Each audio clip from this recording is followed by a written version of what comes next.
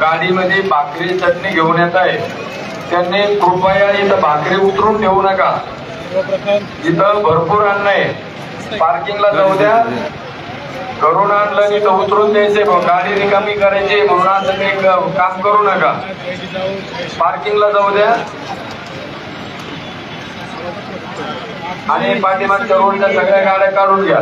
सगळी मंडळी आहे आणि सोलापूर जिल्ह्यात माढा पुन्हा एकदा आलेगाव बुद्रुक या गावचे हरवलेल्या माणसांसाठी मी विनंती करतो, जो हरवला त्याने पुतळ्याच्या पाठीमागे यायचं आणि जो शोधतोय त्याला दोघांनी पुतळ्याच्या पाठीमागे यायचं। तुम्ही ज्या माणसाला शोधताय ना त्यांनी पुतळ्याच्या पाठीमागे यायचं आणि तुम्ही पण पुतळ्याच्या पाठीमागे थांबायचं। नाव पुकारायची काही गरज नाही।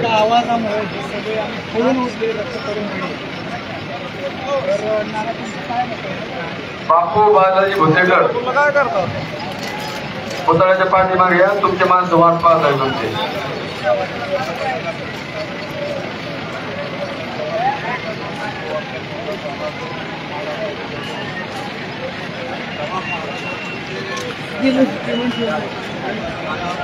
संदीप कदम महाराजांच्या पुतळ्याच्या पाठीमागे या।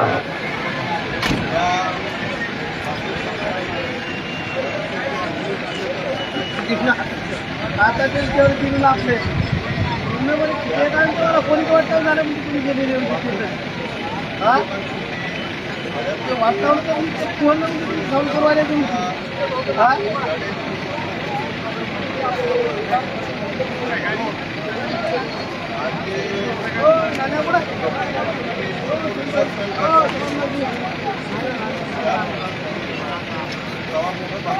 महाराजांच्या पुतळ्याच्या बाजूचं जे गेट आहे, स्मारकाच्या बाजूचं जे गेट आहे, आपल्याकडं बाथरूम भरपूर आहे। कृपया तिथं उघड्यावर कोणी लग्न करू नका। आपल्याला विनंती आहे, आपल्याला काहीच अर्जंट नाही, तुम्ही दिवसभर इथं आहे आणि विनाकारण उघड्यावर लग्न करणं हे चुकीचं आहे ना। बाथरूम भरपूर आहे आपल्याकडं।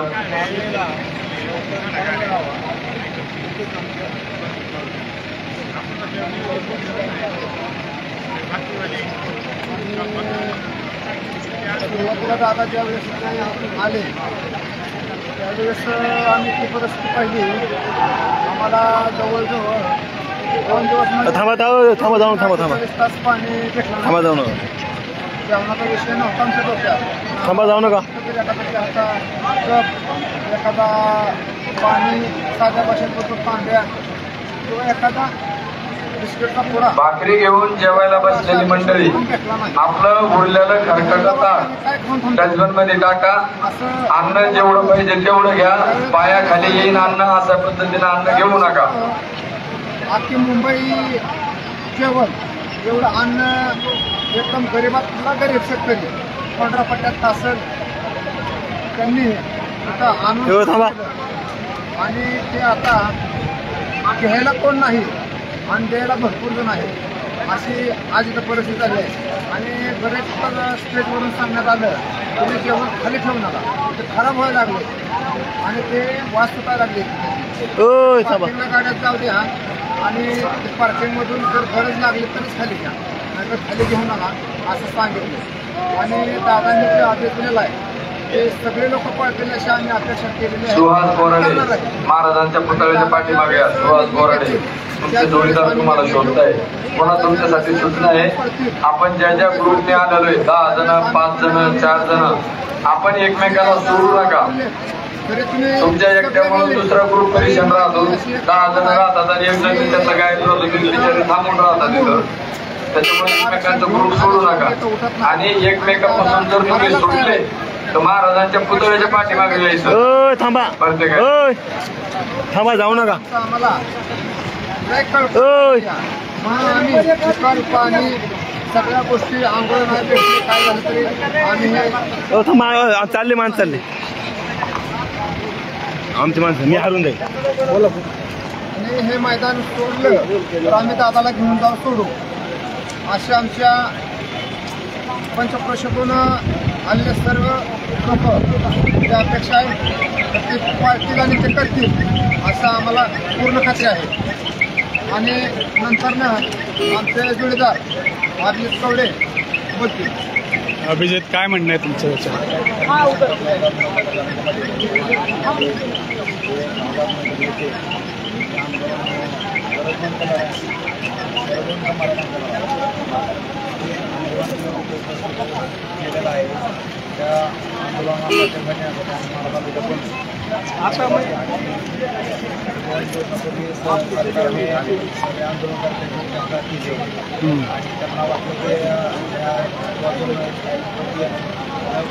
काही गाड्या आम्ही आणायला आपण बघताय इथं बिस्लरीचा महापूर आलेला आहे आणि अन्न इतकं शिल्लक राहिलं आहे. सगळ्यांची सोय ते मुंबईची म्हणलं तरी सोय आणि इथे स्थानिक जे मराठा बांधव मुंबईमध्ये आहेत त्यांनी पण 2 दिवस सगळ्यांची मनोभावी सेवा केली. तर एकंदरीतच काय आहे की एकंदरीत विषय सगळ्यांनाच कळला असेल. आता विषय असा आहे की ह्यांचं सगळ्यांचं म्हणणं ऐकून घेतल्यावर एक कळतं आपल्याला. सुरुवातीला पहिला दिवस जो होता आपला 29 तारीख, बरोबर, 29 तारखेला 29 तारखेला ज्यावेळेस हे आंदोलन सुरू झालं, आरक्षणाचं हे उपोषण चालू झालं, तर हे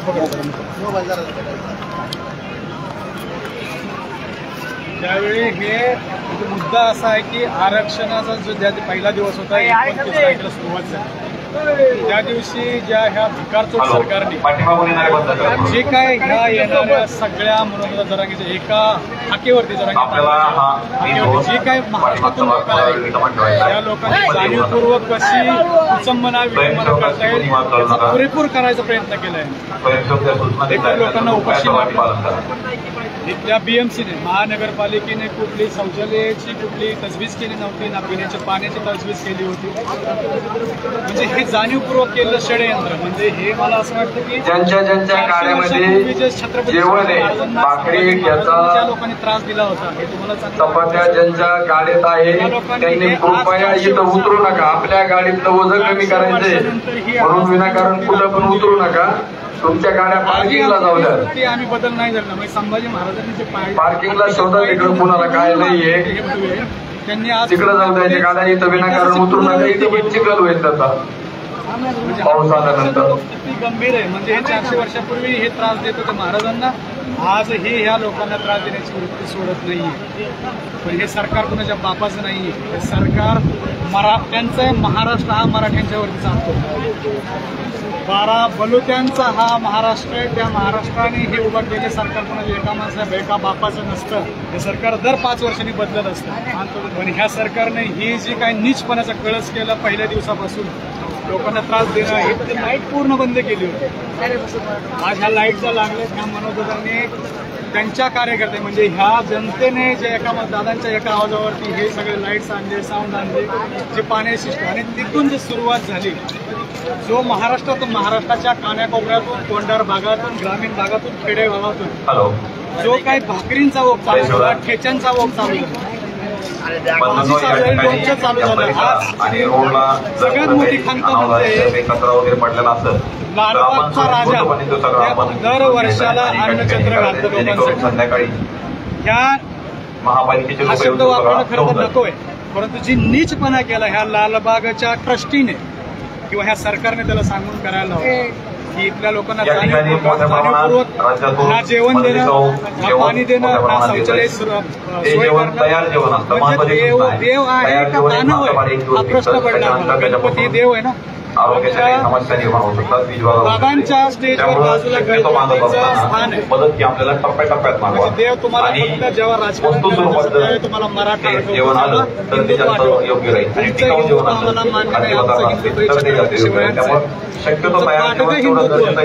पाटग्यांनी आम्हाला हिंदुत्व शिकवलं. एवढी तुमची जो जनता येते आज मुंबईला, जो काय भाकरी, लोणचं, ठेचा, जो काही ओघ येतोय, 5-5 ट्रक भाकरीचे दिवसाला कमीत कमी 10,000 भाकरीचे ट्रक येत आहेत. असे 5-5 ट्रक येत आहेत. आज तुम्ही CST वरती जाऊ शकता. छत्रपती शिवाजी महाराज टर्मिनस असेल, या आपल्या आझाद मैदानाच्या बाहेरच्या गेटवर जाऊन या. जिथं महानगरपालिकेचं मेन हेड ऑफिस आहे त्याच्या बाहेर त्या रोडवर चौकावर जा. तुम्हाला तिथं भाकरीचे ठीक लागलेले दिसतील. आज लालबागची जे ट्रस्ट आहे नीच, त्या ट्रस्टीला आणि मुंबईमध्ये ज्या नीच वृत्तीच्या लोकांना त्रास होतो ह्या आमच्या मराठ्यांचा, ही गळकट मळकट दिसतात तुम्हाला. अरे भडव्यांनो, त्या मराठ्यांच्या जीवावर ह्या महाराष्ट्रात तुम्ही जगता.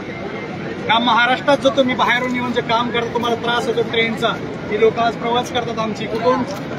छत्रपती शिवाजी महाराज टर्मिनस पासून ते फार वडाळापर्यंत इथपर्यंतच करतात किंवा वाशीपर्यंत जातात. कारण यांचं पार्किंगचं ग्राउंड दिलं यांना. वाशीला असेल, सिडकोला असेल, शिवडीला असेल, बेलापूरला आहे, पनवेल आहे. इथपर्यंत ह्या लोकांना गाडी इथपर्यंत आणायला जागा नाही, इथं गाड्या लावायला जागा नाही, म्हणून या लोकांना ग्राउंड ते दिले.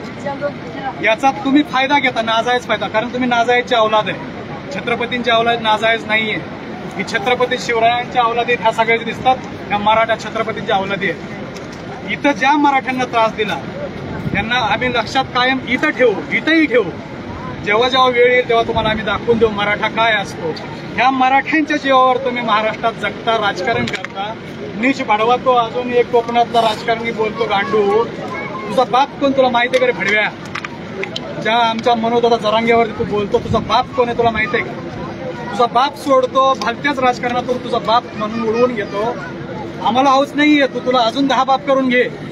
पण आमच्या जरांगे पाटलांच्या दादांवरती जर शब्द बोलला तर तुझी जी भाषणाची भाषा होती ना, तू फक्त ही भाषा इथं नाही, तो मुंबईत कुठे इथं आसपास ये, छत्रपती शिवाजी महाराज टर्मिनसच्या आसपास बाजूला उभा राहून ही शब्द बोल. की दादाबद्दल फक्त कुठलाही एक शब्द बोल. तुझं कोकण काय, तू महाराष्ट्रातल्या कुठल्याही कानाकोपऱ्यात दिस, तुला तुझी लायकी दाखवतो. हे कळकट मळकट जे मराठा आहेत ते तुमच्यासाठी हे कळकट मळकट दिसतात ना. भाडव्यांना ह्या मराठ्यांच्या जीवावर तुम्ही मोठे झालात महाराष्ट्रात. आणि ह्या मराठा राजकारणाने ह्या भाडव्यांना बोलतो मी, त्या बांडगोळांनी याचा विचार गांभीर्यानं करावा. आज मनोज दादाच्या स्टेजवर बाजूला येऊन फक्त पायाला हात लावता, भाडव्यांना बाजूला येऊन बसता. कशासाठी? तुमची येणारी सत्ता तुम्हाला माहिती आहे उलथून जाणार आहे म्हणून ना. अरे राजकारणानं जर तुम्हाला लाज असेल ना मराठा म्हणून जर घ्यायची, तर ह्या मराठ्यांचं एकदा जे अन्न खाल्लं ना त्या मिठाला जागा भाडव्यांनो. कारण तुम्हाला जर ह्या मराठ्यांचीच जाण नाही, तुम्हाला मला शरद पवारांना एक विचारायचंय.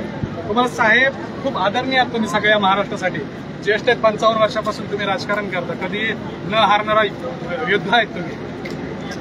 ज्यावेळी तुम्ही हे 16% आरक्षण ज्यावेळेस मराठ्यांच्या अकाउंटातून काढून दुसऱ्याच्या घशात घातलं तेव्हा तुम्हाला काही वाटलं नाही? तेव्हा तुम्हाला मराठा समाज आठवलं नाही? आता ज्यावेळेस ही घटना ह्या गोष्टी घडतात रोज. आता काल एक आपल्या मराठा बांधवांची अजून एकाची आत्महत्या झाली, परवा एक झाली. जेव्हा ह्यांच्या आई बापाला जे चिरफाड होते, जेव्हा त्यांचं मूल जातं एकुलते एक, तेव्हा त्या आईबापाची काय काळीच पिळवटून येत असेल. जेव्हा तुमच्या एकुलती एक मुलगी तिनं जर फास घेतला, गळफास घेतला, आत्महत्या केली, तुम्ही काय करा? माझा थेट प्रश्न आहे, तुम्हाला सवाल आहे. तुम्ही काय करा? एकुलतं एक लेकरू तुमचं जर निघून गेलं, तुम्ही त्या एका लेकरासाठी जे हे करताय, महाराष्ट्रभर लुटून एका लेकराला ठेवताय, ह्या महाराष्ट्रातल्या मराठ्यांनी जायचं. जेव्हा तुम्हाला तुमच्या लेकराची काळजी वाटते, तेव्हा ह्या मराठ्यांचं जेव्हा लेकरू मरतं, त्याचा घरदार उद्ध्वस्त होतं, संसार उद्ध्वस्त होतो, तेव्हा त्यांना कुणी जपायचं?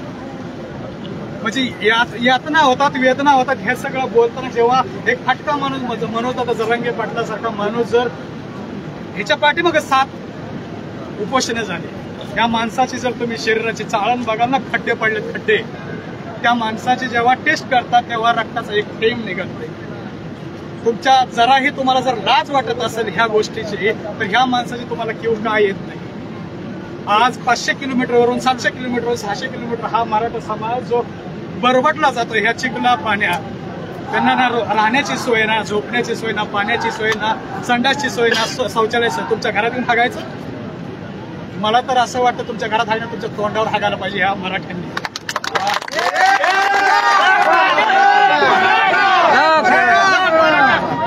कारण हे राजकारण तुम्ही करता, राजकारण करा, तुम्हाला ते तुमचं राजकारण लकलाभ हो. आम्हाला ते अशी घेणं देणं नाही, आम्हाला राजकारणात इंटरेस्टही नाहीये. आम्हाला फक्त एकच गोष्ट आहे, आमची मनोज दादाची जी मागणी आहे ज्या संविधानिक पद्धतीने जी मागणी आहे ते आरक्षण आमच्या पत्रात आम्हाला हवं आहे आणि हे आरक्षण घेतल्याशिवाय आम्ही इथून किंवा मनोजदादा हलणारी नाही. ती तर सगळ्या ह्या जनतेने शपथ घेतलेली मराठा कधीही मनोजदादाला एकटा सोडणार नाही. तुम्हाला ह्या वेदना होत नाहीयेत का? ह्या मराठ्यांची जेव्हा बिकट अवस्था बघता तेव्हा होत नाही? तुमची कारखानदारी सगळी मराठ्यांची तुमच्याकडेच आहे. आम्ही एक मराठा आहोत. आमचा जो ऊस तुमच्या कारखान्याला जातो तेव्हाही तुम्हाला लाजा वाटत नाहीत. मला अभिजित, मला एक प्रश्न पडतो नाना.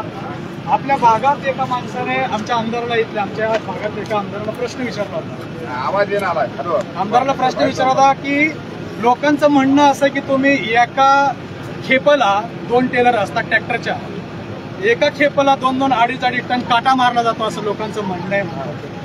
त्या आमदाराचं उत्तर काय होतं? भाऊ, मी आमंत्रण नाही दिलं तुम्हाला माझ्या कारखान्यात ऊस घाला म्हणून. किती नीचपणाचा कळस आहे हा. म्हणजे तुम्ही शेतकऱ्यालाही मातीत घालणार. तिथं मराठा तुमच्यासाठी झडतो, लढतो. तुमच्या कारखानदारीला प्रत्येक घरातलं एक वाहन आहे, त्यांना तुम्ही दाबलं जातं. तो माणूस गप्प आहे. मराठ्यांची ही मनगट, ही मुस्कटदाबी तुम्ही किती दिवस करणार आहे? आणि मराठ्यांनी आपण किती दिवस सहन करायचं? किती दिवस सहन? हा शेवटचा आर आणि पारचा लढाई आहे. मनोज दादाची ही जी लढाई ही आरपारची आणि शेवटची लढाई असेल. इथून पुढं मराठा तुमच्या दावणीला बांधला जाणार नाही. आणि तुम्हाला आरक्षण द्यायचं नाही. का द्यायचं नाही? तुमच्या बापाचं होतं 16% आरक्षण, तुम्ही दुसऱ्याच्या घशात घातलं. तेव्हा तुमच्या बापाचं होतं का हे आरक्षण? हे मराठ्याच्या हक्काचं आरक्षण असताना तुम्ही दुसऱ्याला का तिघास खाऊ घातला? जराही लाज वाटत नाही का तुम्हाला ह्या गोष्टीची? कुठे आपले मराठा आज 223 मराठा आहेत. फक्त मराठा कुणबी 102 आमदार का 112 आमदार आहेत. मराठा कुणबी कुठे आहेत? आहे कुणाकडे? ह्याचं उत्तर कुठे आहेत आमदार? आहे का एक तरी आमदार इथं आहे का? ज्याच्या बुडाखालची खुर्ची जाणार आहे त्या भाडव्यांना फक्त भीती ते येतात, फक्त पायाला हात लावून बसतात, 2 मिनिटं मीडिया समोर दिसतात. का? येणारी निवडणूक कशी उघड बोला ना, द्या ना लात, सत्याला लात मारा आणि राहा इथं बसून उपोषण करा. सगळ्या आमदारांनी जर का हे केलं तर का आरक्षण मिळणार नाही? एकनाथ शिंदे कुठे आहात तुम्ही? तुम्ही साताऱ्याचे ना? छत्रपती शिवरायांची शपथ खाल्ली होती तुम्ही त्या वाशीच्या मागच्या वर्षी वाशीच्या मार्केटमध्ये. तिथून ह्या आमच्या जरांगे पाटलांना तुम्ही माघारी पाठवलं. कुठे आहात तुम्ही? तुम्ही बुद्धीच्या जोरावर आरक्षण न मागता बुद्धीच्या जोरावर तरी लढा. मराठ्यांची एकदा बघा तुम्ही काय ताकद आहे. बौद्धिक क्षमतेला तुम्हाला हा मराठ्यांना हा 1.5 किलोचा मेंदू दिलाय आणि तुम्हाला काय छटाकार दिला का? पावशेर दिलाय का? बौद्धिक क्षमतेवर तुम्ही गुणवत्तेच्या जोरावर लढा ना. तुम्ही का नाही लढत आहे तुम्ही? जेव्हा UPSC MP सारख्या जेव्हा कॉम्पिटेटिव्ह एक्झाम लोक देतात, इतकी स्टुडंट आहे आज अख्खं पुणे भरलंय एक्झाम ह्या स्पर्धा परीक्षा देणाऱ्या. आज किती मुलं आहेत आपल्यातली मराठ्यातली? IAS, IPS, DYSP, तहसीलदार ह्या पदावर, उपशिक्षणाधिकारी, शिक्षणाधिकारी किती लोक आहेत आपली? कुठे टक्का आपला? या गोष्टीचा शिकार मी स्वतः आहे. ह्याचा बळी मी स्वतः आहे. मायक्रो कशाला म्हणतात कदाचित तुम्हाला माहित नसेल. मायक्रो मार्क म्हणून तुम्हाला सांगतो. 1 रुपया असतो. 1 रुपयातला जो 5 पैसे, 10 पैसे, 15 पैसे, 20 पैसे, 25 पैसे, 1 मार्क म्हणतो आपण. 1 मार्कातलं .25 हे मायक्रो मार्क असतं. ह्या मायक्रो मार्काने आमचं आयुष्य उद्ध्वस्त केलं. मी तुम्हाला अजून एक गोष्ट सांगू इच्छितो. 2018ची MPSCची परीक्षेला MPSCच्या आयोगाचे अध्यक्ष होते मेश्राम. त्या मेश्रामच्या गावची मुलगी, त्यांच्या समाजाची, त्यांच्या जातीची, मला कुठल्याही जातीवरती आमचं ऑब्जेक्शन नाही. जर का तिथे मार्क जर आम्हाला ह्या मायक्रो मार्कामुळे जर तुम्ही वाढवू शकत नाही का, तर मराठा आहात म्हणून. आणि त्याच पॅनलला ती मुलगी येते ज्या मुलीला स्वतःच्या बापाचं नाव लावायला लाज वाटते. XYZ काही नाव असेल, नाव आणि आडनाव लावते, मध्ये बापाचं नाव नाही. तिचा बाप कोण? जेव्हा आयोगाला माझा हा प्रश्न आहे, ह्या MPSC UPSC वाल्या पॅनलला किंवा ह्या आयोगाला माझा प्रश्न आहे, तुम्ही इतके आरोगंट असणारी मुलगी तुम्ही जर का PSIच्या ह्याच्यात उत्तीर्ण करून घेतली, ती आज कुठेतरी पोस्ट हाऊस, कुठेतरी पोलीस स्टेशन पोस्ट हाऊस आहे तिच्यामध्ये. मला तिचं नाव नाही सांगायचं. तिच्या नोकरीवरही मला गदा नाही आणायची. पण हे मेश्राम सारखे जे पार्सलिटी करणारे जे अधिकारी आहेत, हे यांची लवकरात लवकर उचल बांगडी करणं गरजेचं आहे. याच्यासाठी आपले मराठा मराठा अधिकारी तिथं बसणं गरजेचं आहे, कारण ह्याची शिकार मी स्वतः आहे, ह्याचा बळी मी स्वतः आहे. मराठ्यांना तुम्ही किती संख्येने आला तिथे, करोडाने आला. किती वर्ष आपण हे शिजायचं, किती वर्ष ह्यांच्या सतरंजा उचलायच्या. शिवी नका देऊ, आपल्याला शिवी नाही द्यायची. आपल्या आमदार निवडून दिले का थांबा, त्यांचं ऐकू द्या, त्यांचं ऐकू द्या, ऐकू द्या. ते बोलायलेत, सांगायलेत ना, आपल्यासाठी सांगायलेत. नाही, वेदना सगळ्यांच्याच कळू द्या. ह्या मराठा भाडव्या राजकारण्यांना ह्या सगळ्या जनतेच्या भावना कळू द्या. बोला, तुम्हाला काय बोलायचं. 116 आमदार आहेत मराठा. ते मराठा पूर्वी फक्त 102 आमदार आहेत. सगळे टोटल 224 आमदार मराठा आहेत. कुठे आहेत हे भडवे? राजकारणासाठी फक्त तुम्हाला मराठा हवाय, हिंदू हवाय का? आम्ही पाकिस्तानातून आलोय. अरे लाजा वाटल्या पाहिजे बाडगोळानं. ज्या तुम्ही मुस्लिम करता तो मुस्लिम समाज आज आमच्या समोर आहे, आमच्या बरोबर आहे. मराठ्यांना सपोर्ट करतोय तो. तुम्ही कसलं हिंदुत्व आम्हाला शिकवता? छत्रपती शिवरायांच्या अवलादी आम्ही, आम्हाला तुम्ही कसलं हिंदुत्व शिकवता? तो विषय झाला मगाशी झाला की बाबासाहेब आंबेडकरांचे वारसदार, रक्ताचे वारसदार ते जर का मराठा ह्या आरक्षणाला सपोर्ट करतायत, तर मराठा वंशज कुठे आहेत? ह्या राजघराण्याचे वंशज कुठे आहेत? ज्यांना आपण राजे म्हणून मुजरा करतो, महाराज म्हणून मुजरा करतो. महाराज तुम्ही आम्ही जनता चिखलात, तुम्ही महालात. वा, हा कुठला न्याय आहे महाराज? छत्रपती शिवाजी महाराज, छत्रपती संभाजी महाराज असतो तर आज तुमची काय अवस्था असते?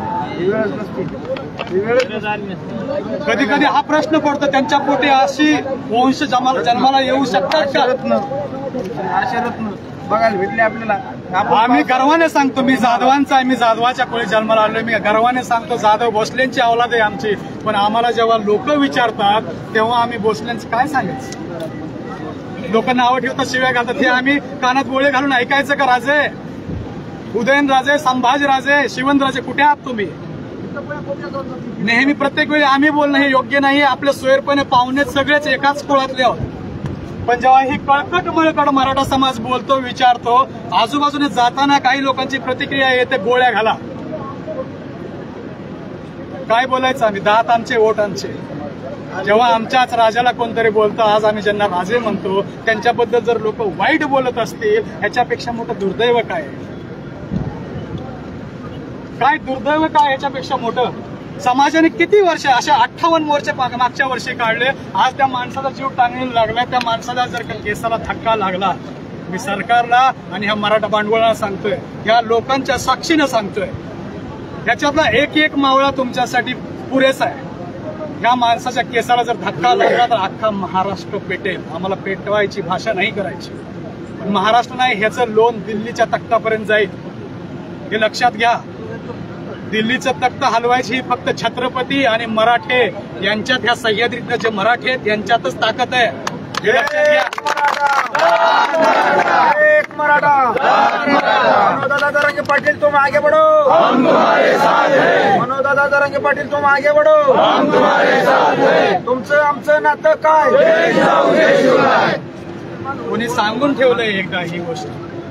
या सह्याद्रीची आणि ह्या महाराष्ट्राची कोणी सैर करू शकत असेल फक्त वारा, सिंह आणि मराठे.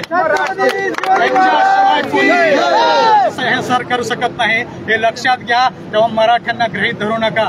मध्ये मध्ये जे विघ्न आणतात हे बाडगे, मराठा सोडून इतर बी बाडगे काही आहेत जे आमच्या वाट्याला जाणीवपूर्वक जातात.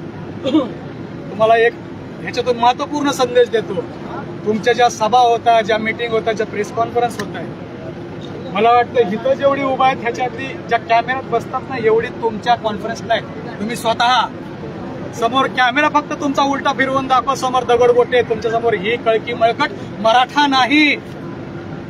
तेव्हा वडापाव, वेल्डिंगचा चष्मा, गाढवाची अवलाद तू आज परत हायकोर्टात गेला होता मराठ्यांच्या विरोधात. भडव्या, तुझी लायकी काय? तेच सांगतोय. त्या गु वरते ना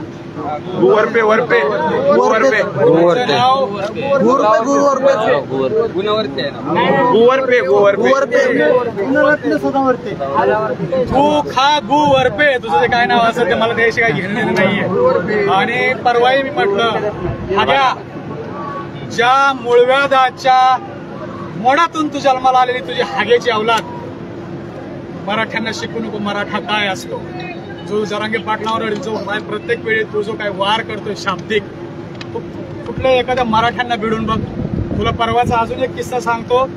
ज्यावेळी आमच्या मराठा बांधवांच्या गाड्या पुण्यावरून येत होत्या वाशी टोल नाक्या तिथे, तेव्हा मीडियाच्या बांधवाने त्या गाड्या थांबवल्या आणि त्याला एकाने प्रश्न केला. मीडियाच्या बांधवाने वरती पिकअपच्या टपावरती बसलेला एक आमचा बांधव होता.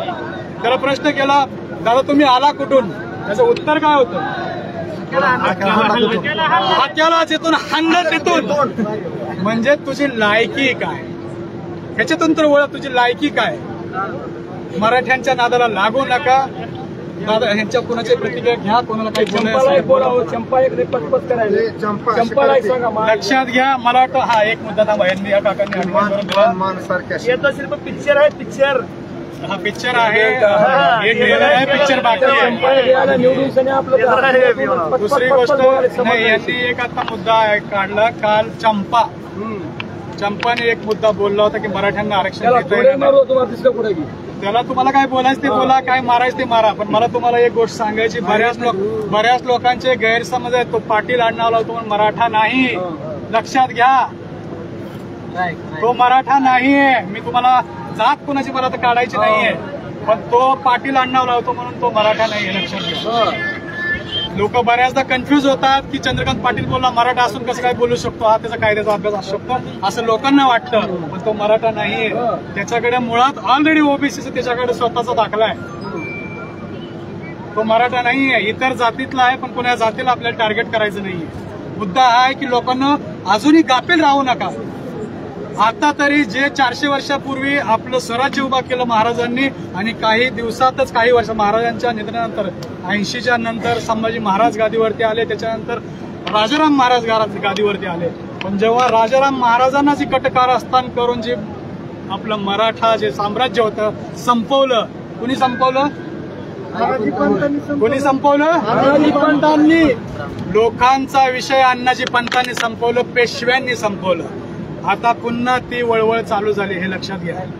400 वर्षानंतर हे जे काही मराठा एकत्रित झालेत, हे मराठा यांना एक होऊ द्यायचे नाहीत. तेव्हा आपली घरातली भांडणं असतील ती घरात ठेवा, इथपर्यंत आणू नका. इथं फक्त दादाची साथ द्या, कारण ह्याची प्रत्येकाची झळ तुमची झळ माझी झळ तुमची, तुमचं दुःख त्याचं आहे, तुमचं दुःख माझं आहे.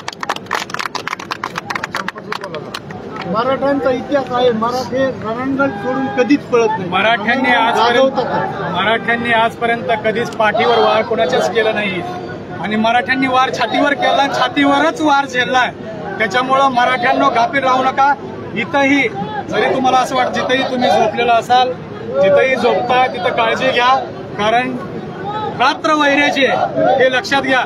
आपल्यासाठी जरी टीव्ही चॅनलवरती असेल, कुठे काही दिसत असेल, ह्याच्यावरती बऱ्याच गोष्टींवरती विश्वास ठेवू नका. काही गोष्टी सोशल मीडियावरती व्हॉट्सअप युनिव्हर्सिटी म्हणून जे काही आज चाललंय, ही व्हॉट्सअप युनिव्हर्सिटी म्हणजे खोटी युनिव्हर्सिटी आहे. ह्याच्यावरती बरेचसे बाटगे, जसे काल आपले कुठले तरी बांधव, त्यांनी 50 लोक आपले खोट्या भगवे आणि खोट्या टोप्या उभा करून गाड्या तिथनं बऱ्याच माघारी फिरवल्या. तर ते आपल्या लोकांना, बरेचसे विदर्भात मराठवाड्यातले बरेचसे अजूनही अशिक्षित वर्ग आहे आपला आहे, हे मान्य करावं लागेल. तर ह्या लोकांना लगेच विश्वास बसतो की अरे हा, हे आपल्याला खरं सांगतात, तर ही गोष्ट होऊ देऊ नका. असं काही नाही. जे काय करायचं दादांनी मागाशी डिक्लेअर केलंय, जरांगे पाटलांनी मागाशी डिक्लेअर केलंय. तेव्हा जिथंही तुम्ही असाल, तुम्हाला जर कोणी काय सांगत त्याची पहिली शहानिशा करा. पहिलं तुम्ही आपला ग्रुप कुठून आलाय त्याच्याशी संपर्क साधा. त्याच्याशिवाय इथून मुंबई नाही सोडायची. जसं दादांनी बोललंय, कुठूनही दिसा आणि मुंबईत घुसा. हे फक्त सूत्र विसरू नका. झोपल्या ठिकाणी तुमचा जो मेंदू आहे तो सतर्क शार्प ठेवा. झोपू नका, गाढ झोपू नका, झोपेत राहू नका, गाफील राहू नका. कारण रात्र आपल्यासाठी, जोपर्यंत आपलं आरक्षण आपल्या पदरात पडत नाही तोपर्यंत ही रात्र आपल्यासाठी, रात्रही आणि दिवसही ही वैऱ्याचा आहे. त्याच्यामुळे गाफील अजिबात राहू नका. अजून कोणाला काय प्रतिक्रिया असतील तर बोला. हा, दुसरी गोष्ट दादांनी मग सांगितलं, जरांगे पाटलांनी मागाशी एक विषय सांगितला. आज आपल्याकडे महाराष्ट्राच्या कानाकोपऱ्यातून बिस्लरी बॉटल जे ह्या भडव्यांनी राजकारणी भडव्यांनी पाणी प्यायचं बंद केलं